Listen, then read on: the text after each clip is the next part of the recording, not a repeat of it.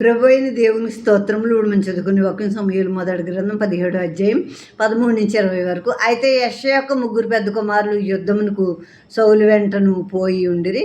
యుద్ధమునకు పోయిన అతని ముగ్గురు కుమారుల పేర్లు ఏవనగా, జ్యేష్ఠుడు ఏలియాబు, రెండోవాడు అబీనదాబు, మూడోవాడు షమ్మా. దావీదు కనిష్ఠుడు. పెద్దవారైన ముగ్గురు సౌలు వెంటను పోయి ఉండిరి. గాని దావీదు బెత్లెహేములో తన తండ్రి గొర్రెలు మేపుచు సౌలు నొద్దకు తిరిగి పోవచ్చు వచ్చుచూ నుండెను.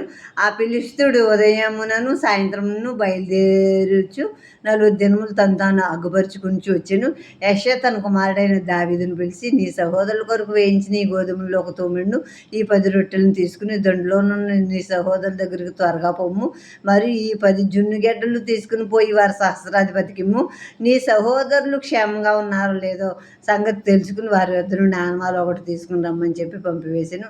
సౌలును వారును ఇశ్రాయేలీయులందరూ ఏలా లోయలో ఫిలిష్తీయులతో యుద్ధం చేయుచుండగా దావీదు ఉదయం లేచి ఒక కాపరికి గొర్రెలను అప్పగించి ఆ వస్తువులను తీసుకుని యెషయా తనకి ఇచ్చిన ఆజ్ఞ చొప్పున ప్రయాణం అయిపోయాను. అయితే అతడు కందకమునకు వచ్చినప్పటికీ వారును వీరును పంక్తులుగా తీరి జయము జయమని అర్చుచు యుద్ధమునకు సాగుచుండ్రి. యెషయాకి 80 కొడుకులు. 80 కొడుకులు పెద్ద కొడుకులు ముగ్గురు ఏలియాబు, అబీనాదాబు, షమ్మా అనే పెద్ద కొడుకులు ముగ్గురు సైన్యంలో ఉన్నారు. ఈ సైన్యంలో ఉండి సౌలు వెంట యుద్ధానికి వెళ్ళారు వీళ్ళు.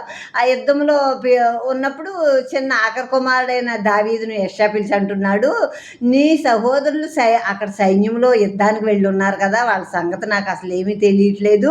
వాళ్ళు క్షేమంగా ఉన్నారో లేదో నువ్వు వాళ్ళ దగ్గరికి వేయించిన గోధుమలు తూముడు పట్టుకుని ఈ 10 రొట్టెలు పట్టుకుని వాళ్ళ సహస్రాధిపతికి 10 జున్ను గడ్డలు పట్టుకుని అక్కడికి వెళ్ళి ఒక ఆనమాలు తీసుకురా. నీ సహోదరులు క్షేమంగా ఉన్నారో లేదో నాకు తెలియడం కొరకు నువ్వు ఒక ఆనమాలు తీసుకురా అని అక్కడ చెప్తాడనమాట. చెప్పినప్పుడు ఇక్కడ ఫిలిష్తీయుడు గొల్యాతు ఉదయము సాయంత్రము 40 రోజులు తన్ను తాను కనుపరుచుకుంటూ ఇశ్రాయేల్తో ఛాలెంజ్ విసురుతున్నాడు అనమాట. రండి, మీలోంచి ఒకటి పంపండి నాతో యుద్ధం చేయటానికి, నేను వాడితో యుద్ధం చేస్తాను అని ఛాలెంజ్ చేస్తుంటే ఇశ్రాయేల్కి వణుకు వచ్చేస్తుంది ఆ గొల్యాతుని చూడగానే. ఇప్పుడు యెషయా పంపినప్పుడు ఈ యెషయా కొడుకు అదే దావీదు ఒక కాపరికి తన గొర్రెలను అప్పగించేసి బయలుదేరి యుద్ధ రంగానికి యుద్ధానికి ఇంకా ఆ సైన్యం ఈ సైన్యం ఇంకా యుద్ధానికి కలవబోతుంటే యుద్ధం చేయడానికి కలవబోతుంటే జయమని సాగుతూ ఉంటుంటే అప్పుడు దావీదు అక్కడికి యుద్ధం జరిగే ఆ స్థలానికి వచ్చాడు.